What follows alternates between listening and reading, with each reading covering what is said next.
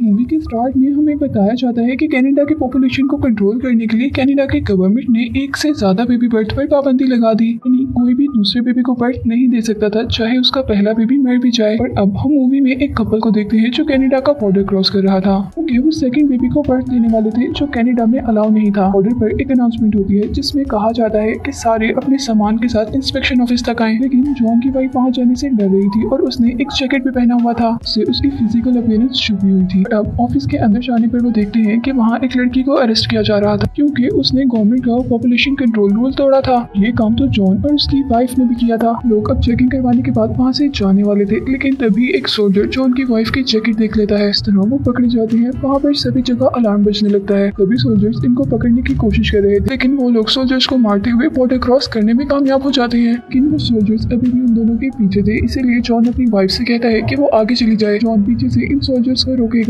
इस तरह जॉन की वाइफ बच जाती है और जॉन अरेस्ट हो जाता है। और नेक्स्ट सीन में हम जॉन को प्रिजनर्स यानी कैदियों के साथ देखते हैं। तो एक ट्रक में फोर्ट्रेस ले जाया जा रहा था। फोर्ट्रेस एक डेजर्ट के दरमियान एक अंडरग्राउंड जेल था। जेल में प्रिजनर्स को ज़हनी तौर पर भी कैदी बना दिया जाता था। यानी कोई प्रिजनर पुलिस के खिलाफ कुछ सोच भी नहीं सकता था। उनकी सोच को कंट्रोल करने के लिए वो लोग न्यू टेक्नोलॉजीज का इस्तेमाल कर रहे थे। इस जेल में से किसी भी तरह बचकर जाना मुमकिन नहीं था। अब फोर्ट्रेस के अंदर प्रिजनर्स को सोल्जर कपड़े उतारने का कहते हैं और उनको एक वॉइस वेलकम कहती है जो कि वहाँ के डायरेक्टर की थी। के बाद सब लोगों को एक रूम में लेकर जाया जाता है जहाँ वो सब लोग एक प्रोसेस से गुजरते हैं। इस प्रोसेस में उनकी इंटेस्टाइन में एक सिक्योरिटी सिस्टम इंजेक्ट कर दिया जाता है और ये सिस्टम उनकी माइंड और बॉडी को कंट्रोल भी कर सकता था और उनको सजा यानी पनिशमेंट भी दे सकता था। प्रोसेस का नेम इंटेस्टिनेशन था। अब यहाँ का डायरेक्टर इन लोगों को एक ग्राफ की हेल्प से बताता है कि अगर ये लोग जेल की येलो लाइन क्रॉस करेंगे तो ये सिस्टम इनको बहुत ज्यादा एब्डोमेन पेन यानी पेट का दर्द देगा, और अगर इन लोगों ने गलती से रेड लाइन को क्रॉस कर दिया तो वो लोग फौरन ही मर जाएंगे। अब डायरेक्टर की बात सुनकर यहाँ पर एक आदमी बहुत ज्यादा नर्वस होकर शोर करने लगता है और उसका पाँव येलो लाइन तक चला जाता है, जिससे उसे बहुत ज्यादा पेट में दर्द होता है और वो आहिस्ता आहिस्ता करके गलती से रेड लाइन तक भी पहुंच जाता है, जिससे उसका बेली फूल जाता है और एकदम से वो मर जाता है। इसके बाद सोल्जर्स प्रिजनर को अंडरग्राउंड लेकर जा रहे थे और जाते जाते उनको पता चलता है कि ये जगह बहुत ज्यादा जमीन के नीचे है। इस बेसमेंट में 30 फ्लोर्स हैं। अब यहाँ जॉन और उसका साथी प्रिजनर एक रोबोटिक डिवाइस के सामने थे जिसका नाम Z10 था। ये रोबोटिक डिवाइस यहाँ लोगों के ब्रेन को रीड करने का काम करती थी और अगर कोई उनके खिलाफ सोच रहा होता था तो उसके ब्रेन को स्कैन कर लिया करती थी। और फिर सजा के तौर पर प्रिजनर्स को इंटेस्टिनेट डिवाइस जो कि उनके पेट में थी उसके जरिए बहुत ज्यादा पेन दिया जाता था। फिर Z10 डिवाइस उनको उनके रूम तक पहुँचा देती है जहाँ उन्हें और भी लोग मिलते हैं, लेकिन वो लोग बात करने से भी डर रहे थे।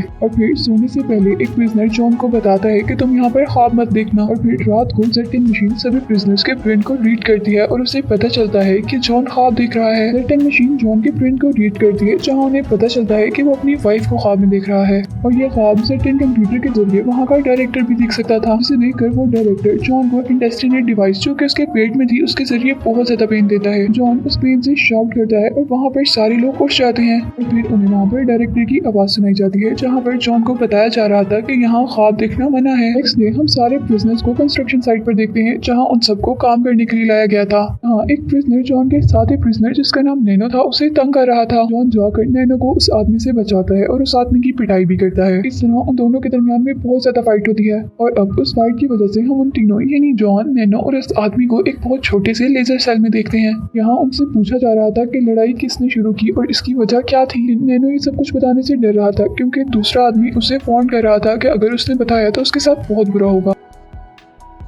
फिर जॉन नैनो को बचाने के लिए सबको कह देता है कि लड़ाई उसने शुरू की थी और इस बात पर जॉन को उनके डायरेक्टर के पास लेकर जाया जाता है जहाँ वो डायरेक्टर जॉन को कंप्यूटर पर दिखाता है कि उसकी वाइफ को भी पकड़ लिया गया है और साथ ही जॉन को उसकी गलती की सजा के तौर पर उसे दोबारा इंटेस्टिनेट डिवाइस की मदद से एब्डोमेन पेन दिया जाता है। नेक्स्ट सीन में हम देखते हैं कि वो आदमी दोबारा काम करने के दौरान जॉन से फाइट स्टार्ट कर देता है। इस फाइट को सब देख रहे कुछ लोग उसे एंजॉय भी कर रहे थे। एंजॉय करने वालों में डायरेक्टर भी शामिल था जो अपने कंप्यूटर से ये सब चीज देख रहा था और डायरेक्टर जॉन से कहता है कि दूसरे आदमी को बहुत मारो। उन दोनों के दरमियान एक बहुत ही बुरी फाइट हो रही थी और दोनों के मुंह से खून भी निकल रहा था।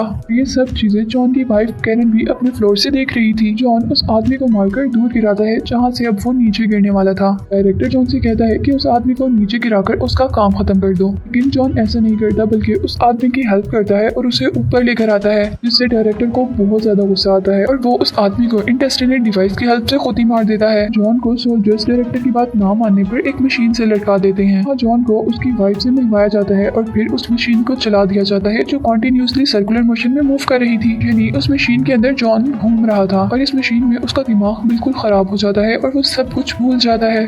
जब 3 दिन के बाद उसे इस मशीन से उतारा जाता है तो वो ना तो बोल सकता था, ना ही कुछ सुन सकता था, इवन के पेन भी नहीं फील कर सकता था। अभी भी जॉन को बाहर निकालने के लिए उसकी वाइफ ने स्ट्रगल की थी और वो अब डायरेक्टर के साथ थी, जहाँ अब कैरन को पता चलता है कि डायरेक्टर ने अपने आप को एक एडवांस वुमन में चेंज कर लिया है। यानी ना तो अब उसे नींद आएगी और ना ही उसे भूख लगेगी, बस महीने में 1 मरतबा उसे कुछ कैप्सूल और न्यूट्रिशन की जरूरत पड़ेगी। और वो कैरन को बताता है कि इस जेल में जितने भी बेबी बर्थ लेंगे उन सबको एडवांस वुमन बना दिया जाएगा, जिससे ओवर पॉपुलेशन की प्रॉब्लम बिल्कुल खत्म हो जाएगी। इसके बाद फिर हम जॉन को देखते हैं तो अब 4 महीने गुजरने के बाद भी रिकवर नहीं हो पाया था। जॉन का साथी प्रिजनर इब्राहिम उसे नॉर्मल करने की बहुत कोशिश कर रहा था। अब इब्राहिम जॉन से कह रहा था कि काफी टाइम गुजर गया है और अब तुम फादर बनने जा रहे हो, लेकिन इस बात पर भी जॉन कोई रिस्पॉन्स नहीं देता, बस एक आंसू उसकी आंख से निकलता है। उसी रात कैरन डायरेक्टर को कोई ड्रिंक पिलाती है जिससे डायरेक्टर बेहोश हो जाता है और फिर वो जल्दी से सेट एंड कंप्यूटर की तरफ जाती है और जॉन के ब्रेन को रीड करती है, जहाँ एक छोटा सा जॉन एक बहुत गहरी टनल में बैठा हुआ था और कैरन उसे बाहर निकालने की कोशिश कर रही थी। कैरन सेट एंड मशीन की हेल्प से जॉन के ब्रेन को कंट्रोल करती है और उस बच्चे को बाहर निकालती है और इस तरह असल जिंदगी में भी जॉन बिल्कुल ठीक हो जाता है। जॉन को बिल्कुल ठीक देखकर जॉन के सभी साथी बहुत ज्यादा खुश होते हैं। जॉन इब्राहिम से रिक्वेस्ट करता है कि वो प्लीज उसकी हेल्प करे क्योंकि वो अपनी वाइफ को लेकर यहाँ से बाहर जाना चाहता था और इसकी बात इब्राहिम भी मान लेता है। इब्राहिम जाकर कैरन को जॉन की रिकवरी के बारे में बताता है, जिससे वो बहुत ज्यादा खुश हो गई थी। फिर दूसरी तरफ हम देखते हैं कि जॉन के साथी नैनो के पास अभी भी वो डिवाइस थी जो उस आदमी के मरने पर उस आदमी के पेट से निकली थी और जॉन ने चुरा कर आने से पहले नैनो को दे दी थी। और यहाँ एक प्रिजनर जॉन को बताता है कि वो एक सॉफ्टवेयर इंजीनियर है और वो इस डिवाइस को रीड करना चाहता है, इससे वो डेफिनेटली यहाँ से निकलने का कोई ना कोई रास्ता तो निकाल ही लेंगे। फिर हम कैरन को देखते हैं जिसने एक डायमंड की तरह की डिवाइस चुरा ली थी क्योंकि उसे पता चला था कि ये डिवाइस यहाँ के कंप्यूटर सिस्टम की है। कैरन ये डिवाइस इब्राहिम को देती है, उससे कहती है कि ये डिवाइस प्लीज जॉन तक पहुँचा दे, लेकिन इब्राहिम ऐसा नहीं करना चाहता था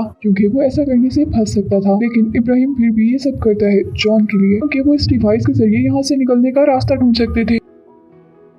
अब जॉन और उसके साथी बिजनेस को पता चलता है कि इंटेस्टिनेट डिवाइस जो उस आदमी के पेट से निकली थी वो एक मैग्नेटिक डिवाइस है, बाकी दूसरी डिवाइसेस को बाहर निकालने में हेल्प कर सकती है। और यहाँ डायरेक्टर को पता चल जाता है कि कैरन ने उनके कंप्यूटर सिस्टम की उठाई जिसकी वजह से उनके Z10 सिस्टम में फॉल्ट हो गया था और इस चीज से उसे बहुत ज्यादा गुस्सा आता है। और दूसरी तरफ जॉन और उसके बाकी साथी अपनी अपनी इंटेस्टिनेट डिवाइस को अपने पेट से निकाल लेते हैं और एक टनल पर लगा देते हैं, जिस टनल के बारे में उन्हें उसकी हेल्प से पता चला था कि वो बाहर जाने का रास्ता थी। वो लोग ऐसा शो करवाते हैं कि वो सभी लोग लड़ रहे हैं और इस बात से डायरेक्टर को और ज्यादा गुस्सा आ जाता है। वो गुस्से में सारी इंटेस्टिनेट डिवाइसेस को उन सारे लोगों को मारने का ऑर्डर देता है, लेकिन अब क्योंकि इंटेस्टिनेट डिवाइस तो उनके पेट में थी नहीं, उन्होंने उस टनल में लगा दी थी तो वो टनल टूट जाती है। उन लोगों को इस टनल से बाहर जाने का रास्ता मिल जाता है, लेकिन उनकी ये कोशिश भी नाकाम हो जाती है क्योंकि टनल में डायरेक्टर पॉइजनस गैस छोड़ देता है और उस टनल के अंदर एडवांस सोल्जर्स भी होते हैं जो उन सब पर अटैक कर देते हैं। जहाँ प्लान के अकॉर्डिंग इब्राहिम कैरन को लेने आया था, लेकिन वहाँ उन्हें डायरेक्टर देख लेता है और गुस्से में डायरेक्टर इब्राहिम